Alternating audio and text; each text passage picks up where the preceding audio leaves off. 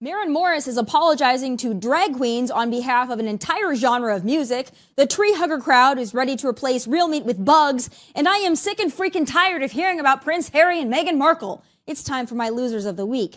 Then, former NBA star Enes Kanter Freedom claims the Turkish government has a bounty on his head. Enes joins me with the story. Next, he went from porn star to pastor. Joshua Broome is here to tell about this wild leap of faith. Last, you know, I've got some final thoughts, so let's get into it.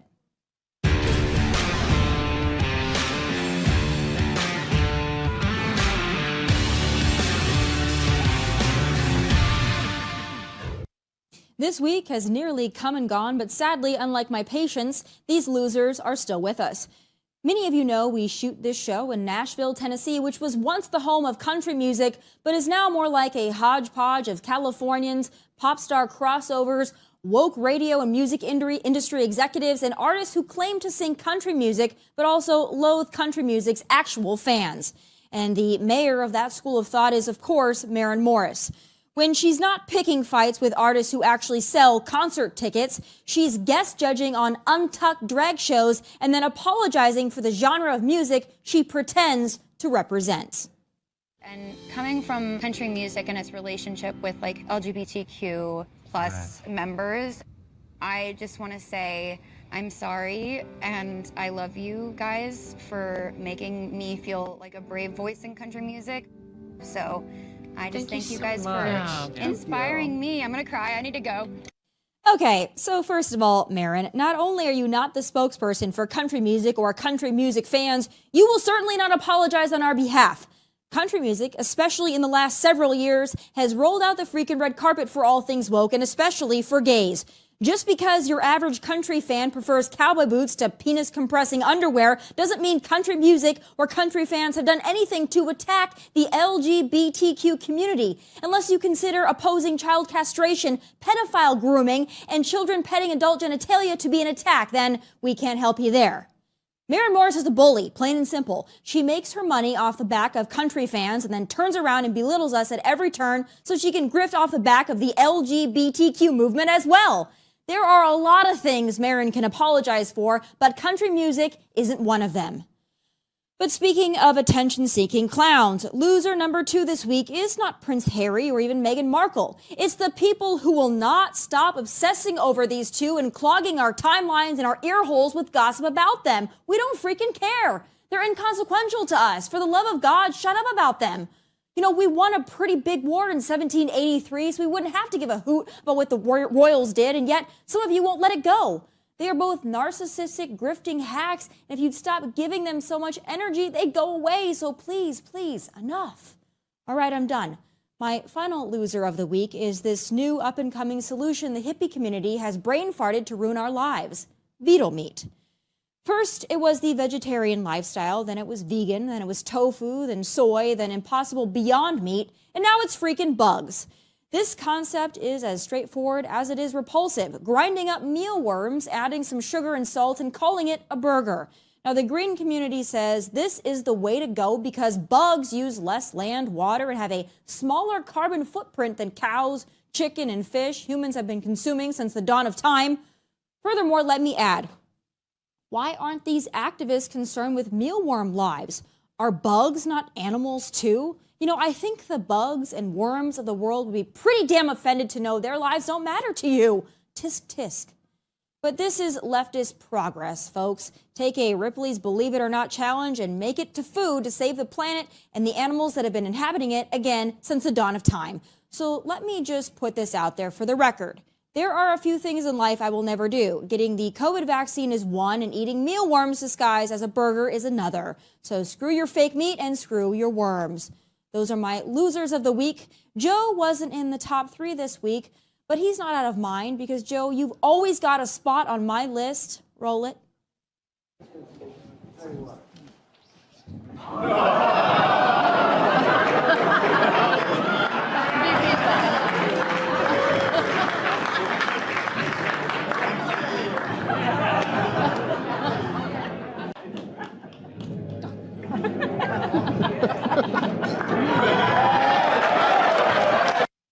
You know, I'm honestly just shocked he could get back up. Still ahead, former NBA star and outspoken human rights advocate Enes Kanter Freedom says the Turkish government has a hit out on him, and he joins me next with the shocking details. My next guest is a former NBA star who is no stranger to controversy. He sacrificed his lucrative professional basketball career to stand up for human rights and against oppression.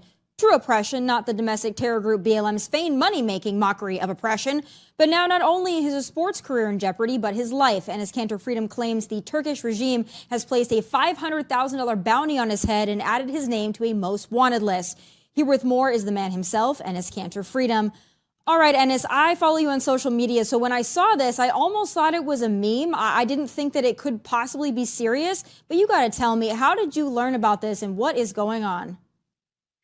So I was actually not in America when I heard the news for the first time. I was in Vatican doing a basketball camp for Christian, Catholic, Muslim, and Jewish kids. And I remember right after the basketball camp, I heard about the news and I got in touch with FBI and some of my friends on the ground immediately. And the first thing they said, come back to America at this moment. So I bought a ticket the next day and I landed in America. My name was on that most wanted terrorist list in Turkey just because I talk about some of the human rights violations and political prisoners in Turkey. But this was the first time actually Turkish government put in a bounty on my head. So this was unbelievable. I just couldn't believe it because when I had a conversation with some of my friends on the ground, they said this is going to trigger the mafia, the professional hitmen, even serial killers and cartels, So I just cannot believe a foreign country put in an American citizen's life on risk in U.S. soil. This is unacceptable. Well, it's definitely unacceptable, but I have to wonder about this bounty. Is it something that the Turkish government actually puts out there and broadcasts, or is it something that you found out in another way? So they just explicitly said, he's a wanted man, we have a bounty on his head. I actually posted that link. It was a Turkish government link. And the thing is, I'm not the only one that on that list. There are other, journalists, athletes, celebrities, professors, innocent people are on that list. So if you're in Turkey, that if you are say anything against the government or Erdogan's regime, you're gonna be in jail the next day. But if you're outside of the country, right, you say anything against it or you tweet anything against it, they're gonna put your family in jail and they're gonna do whatever they can to shut you up. So for me, I was like, you know what, this is bigger than myself, so I have to stand up for those innocent people. It's wild because, every time we talk to you, and I was so happy to see you at the Fox Nation Patriot Awards. It was such a powerful moment, by the way. But we talk about everything going on in this country with the social justice movements, the activists, this and that. And now you're somebody who actually is a wanted man because you've been able to speak out and you've gained a platform with doing so. But what has our government, what has the FBI, the CIA, the American government been able to do for you since hearing about this? Good, really good, quick question. So first of all, whenever I had a conversation with FBI, they told me not to leave America at least the next couple of months. But I just want whenever I had a conversation with some of my friends in the Congress or Senate, they're trying to do best they can to bring awareness. But I just want one thing. I just want Biden administration to be tough on these dictatorships, because Erdogan or this dictators in Middle East are using this diplomacy. So I really want the Biden administration and our government to be tough on these people, on these dictatorships, because they are using it. So I'm an American citizen. People knows my story because I did play in NBA. But there are so many stories out there. Their situation is way worse than mine. So I hope the President Biden or his administration is going to take, actions immediately. Well, I hope so as well. And again, I'm so glad that you're here in the U.S. and that you've got some safety here, but I'm sure you're always looking over your shoulder. Last question for you. Have you heard from any of your former teammates since announcing? You haven't heard anything? Nobody even sent, not even a message to you? That's the one thing that breaks my heart. It's been almost 9 months. I have not heard anything from them. I used to call them, I used to call them my brothers, not even my teammates. They were my biggest supporter. Whenever I started to talk about China, whenever I started to criticize Nike, it all stopped. You know, even with this bounty, you know, I get messages, hundreds of messages from different people, but I was like, you know what, God, please just one of my teammates, one of my coaches, which I had hundreds of them in 11 years that I played in the league. Please, just one of them just text me and say, hey, man, I hope you're doing okay. Unfortunately, not one of them texted me. And that is the one thing that breaks my heart because Tomi, I am not a bad guy. I talk about the human rights violations and political prisoners in my country. And that is making me a bad guy. I'll take it, you know. I don't understand why all of a sudden now all my teammates, NBA and you know people in I guess sports world turning their back on me. You know, you can watch all my interviews, read all my op-eds. Till this day, I have not said anything about politics. All I cared about was human rights around the world and political prisoners. For that reason, it just makes me a bad guy. And they even started unfollowing me on social media. But I was like, you know what? I'm still gonna pray for them. Oh well. Well, that's a great message. I'm really sorry to hear that, but you know, because you saw it at the Patriot Awards and everybody saw you there, and we're so proud of you, and we're so happy to have you as a part of our extended Fox family. And, you know, you're an American, and we love you, we care about you, and I hope that you know that there are so many Americans that are thinking about you, especially now. So please stay safe, and thank you for spending the time to talk with me today. Huge thanks, Tomi. You're the best. Thank you so much. All right. Still ahead, he went from adult film superstar to Christian pastor, a transition that is so unbelievable, you just got to hear it straight from him. Joshua Broome joins me next. The porn industry is worth an estimated $97 billion globally. It gets more views on any given day than Netflix, Amazon Video, and Hulu combined. And my next guest knows it all too well. He spent much of his adult life in the industry. He was the guy, so to speak. That was until he decided to give it all up to pursue a holier purpose. Joining me now is Pastor Joshua Broome. All right, Pastor Josh, this is one of the most interesting stories I have heard to date. So first I want to go back. Before you entered, you know, this holier purpose, I want to go back to the porn days. I want to know what possesses someone to want to get into the porn industry. Yeah, so for me, my intention was never to pursue it. I never had any interest in being in the industry. I moved to Hollywood and I was modeling and acting, and I was doing okay, but a group of girls approached me and they said, hey, can we introduce you to our agent? And I had a meeting with that agent, and he essentially offered me everything that I was out there for: fame, fortune, notoriety. And I said yes to that. How many years were you in that industry? A little over 6 years. So over 6 years, I did, you know, a little bit over 1,000 movies, got around 18 different nominations, won Performer of the Year once, eclipsed about $1 million in earnings. Wow. Okay, so I went to school in Las Vegas. So I remember when they had these awards, because I believe they still do them in Las Vegas. Is that correct? Yeah. Yeah, so the porn industry is very popular in Las Vegas, if you can imagine that. I'm sure you know that very well. But it's amazing to me that you can be in the industry for that many years. You can make that much money. I mean, I'm sure it's incredibly intriguing. You said you made probably about $1 million cumulative? Yeah, but for me, like, that was somewhat of an anomaly, because for guys, that's not, you know, it's not the norm, or for anyone, because I was at the top tier of that industry. So I was in the health and fitness space for a long time. So some personal trainers make a very good living, some scrape by. So it's just dependent on how successful you are, however, you know, good you are at your trade, how much work you can get. And the porn industry is very much like that. So I'm very intrigued by this. How do you become a top tier porn star at the top of your game, at the top of your industry? What does that really mean? Yeah, just for me, in the industry, because I got out of the industry 10 years ago, and what was really popular when I was in the industry was parodying movies. So, you know, I played Han Solo and, you know, Star Wars, and you know, think of any big movie over the last 20 years, and they would take it, you know, make as close as they could of that same movie without getting sued. And I played the lead in a lot of those movies. So that was the thing that really catapulted me to the top of the industry. So it's acting, but with a twist, obviously. So I have to know, when you're in that kind of an industry, what is it like to have a relationship in that industry? What is your friends and your family? What do they think about the work that you're doing? That's got to be a difficult conversation to discuss with anybody who doesn't know that you're doing it, why you're doing it, how long you've been doing it. That whole thing has got to be difficult to discuss.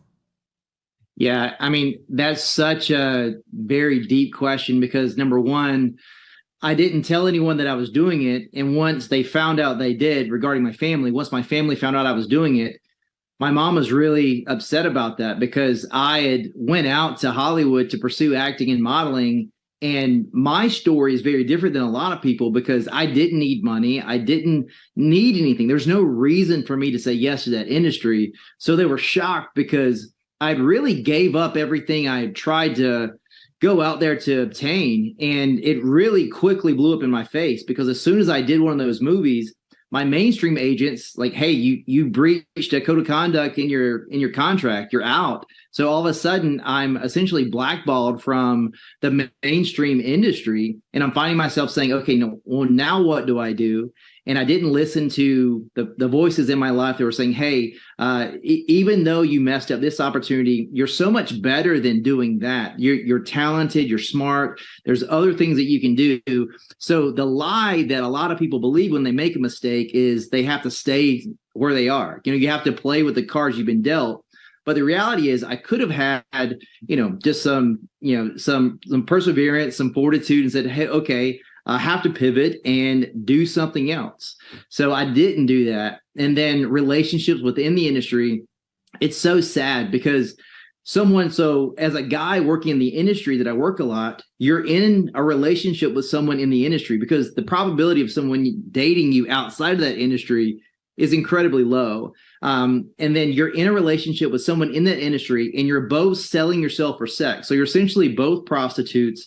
And then you're going out, hanging out with people who are your friends, and your friends are probably also in the industry, and you're finding yourself sitting across the table from, a friend that you had sex with his girlfriend last week, and he had sex with your girlfriend today, and you're pretending you're both in monogamous relationships, and it's so sad because you really believe these things. You say it's just work. It's not a big deal. This is just what I do. You leave all that stuff on set. It doesn't really impact your real life. And you end up creating this plausible reality that is constructed by guilt and shame. And you don't even know who you are at the end of the day. And that's why the mental and emotional trauma is so impactful on the people in it. Yeah, there's a lot of discussion because porn is popular. It's always been popular. Porn is really innovative. Any new technology or anything has really come from innovation by how to view porn and how to disseminate porn to more people. I mean, it's widely viewed. And in fact, porn is most widely viewed in Salt Lake City, Utah, of all places. I think people would be shocked to find that out. Well, it doesn't shock me at all. But that industry is so different. And the discussion of porn is so different because you've got one side, people saying that it's empowerment, and then you've got another side saying that it really isn't empowerment at all. It's actually exploitive. And I don't know where most people fall because it's not one of those things that's got a clear-cut left versus right, feminist versus toxic masculinity. I mean, there's people all over the board that have different views and conceptions of porn. But now that you've transitioned, now that you're a pastor, now that you've dedicated your life to Christ and to the gospel, how do you view the industry? Do you view it as something that's dirty, or do you view it as something that's for others and maybe just not yourself anymore? Yeah, I mean, something that I would love to make clear and something that's really important when I have these conversations with people is that I didn't leave the industry to pursue ministry. There was 2 years. There was a 2-year gap between the time I left the industry until the time I became a Christian. So I left the industry because it was toxic. I left the industry because my mental health had suffered to the point where I wanted to take my life. I had saw the people around me, 30 people over the last 10 years have taken their life due to overdose or suicide. That is if you look at the industry in itself, the death rate for people putting themselves in situations where they are killed or they're taking their own life is astronomical. So I would say this, and this is the way that I would start any talk like that. Is each and every person deserving of human dignity? Most people would say yes. And then I would say, well, can you buy someone's dignity? because that's what you're doing. And to your point, pornography has been at the very forefront of the IT industry. They really set a model that you see on YouTube and every other social media platform, because monetization from views is how the porn industry exists. So if you are consuming pornography, you are contributing to the industry because it exists and it is funded by viewership. It is monetized through viewership.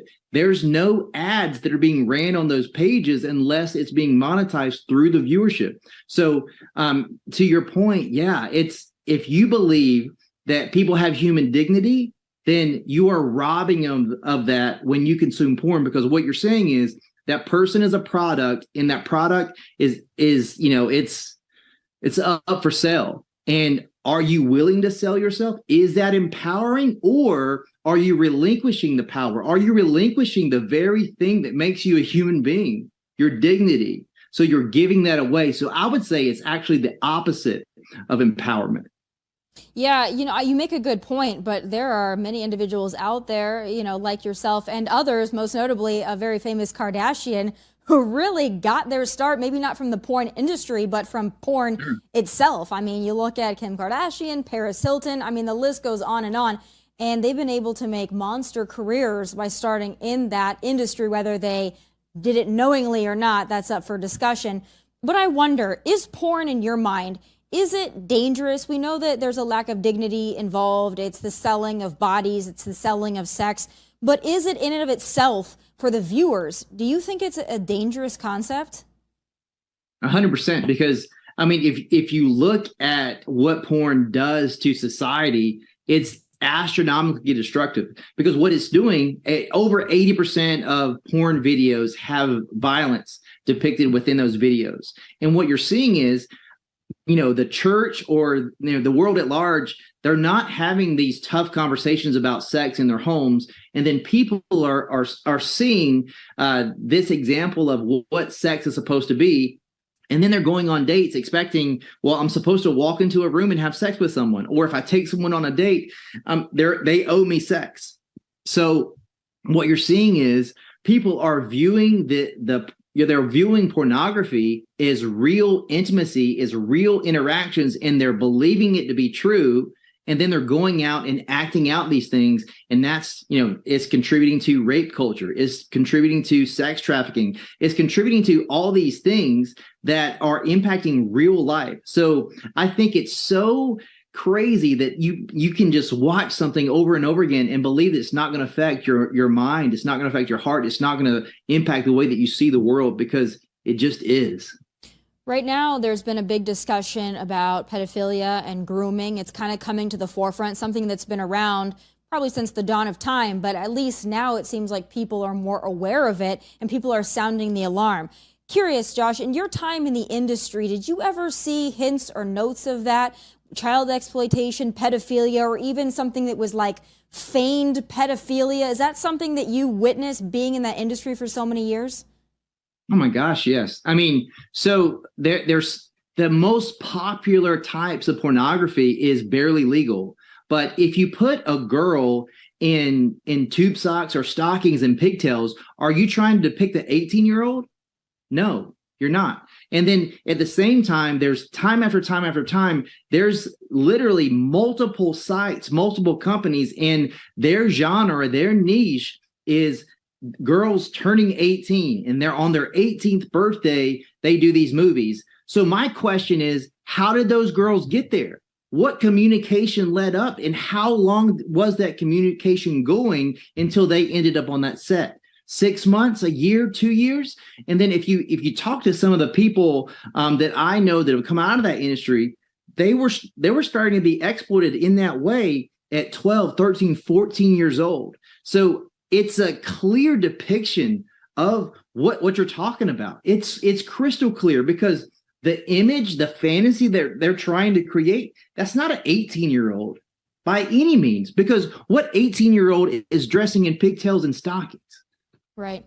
Yeah, you make a very good point about that. And I think that there are probably so many stories out there, people that don't have the same story as you, where you left the industry and then you started to pursue something so much different. So let's talk about that now. Now you're a pastor, you're pursuing Christianity, you found God. In what way does your past career contribute to what you're doing now? And in what ways is it helpful for you to connect with people?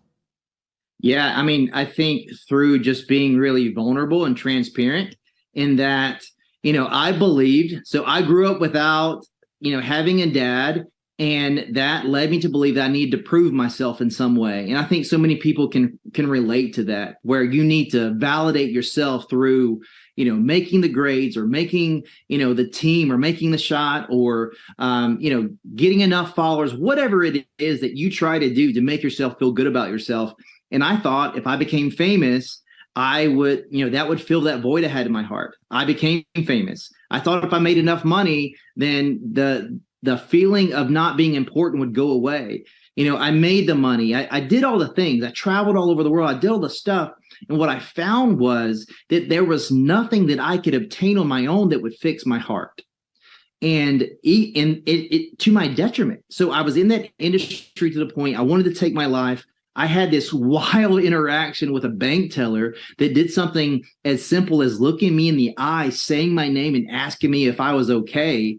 And it just made me feel human for a moment. I leave the industry, and there was 2 years where I was running, deleting my social media, covered up tattoos, shaved my head, tried to do everything I could to cover up my past.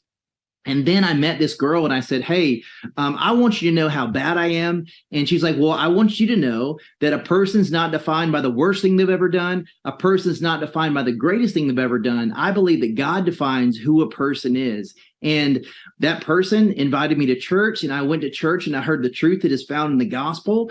And that person has been my wife for the last 6 years. We'll be married 7 years this year. We have 3 sons, so 4, 2, and 1.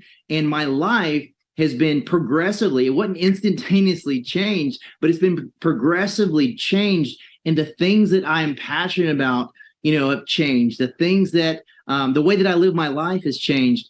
But to your point, like you were saying with Paris Hilton and a few other people, yes, my experiences in my life led me to where I am now. I have a book that's coming out that, I'm working on this massive journalistic style podcast called Unmentionable that's coming out in April. And I wouldn't be doing any of those things if I didn't have that experience.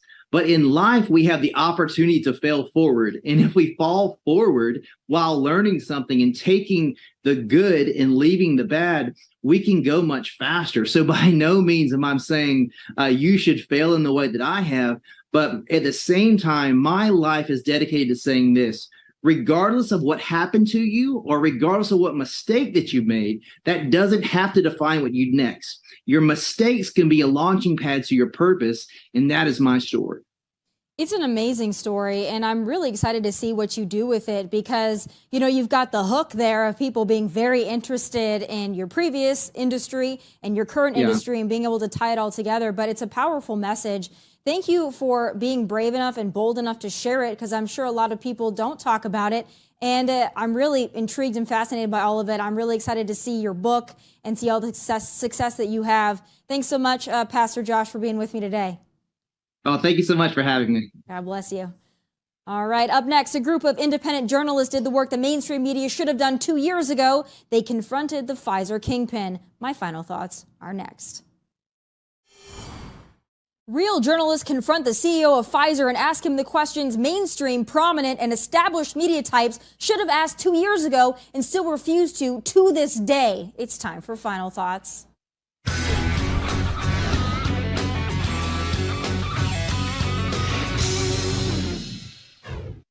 The rushed and experimental COVID vaccine was first jabbed into arms in December of 2020. It was the Pfizer vaccine, which required 2 doses separated by 3 weeks to be effective.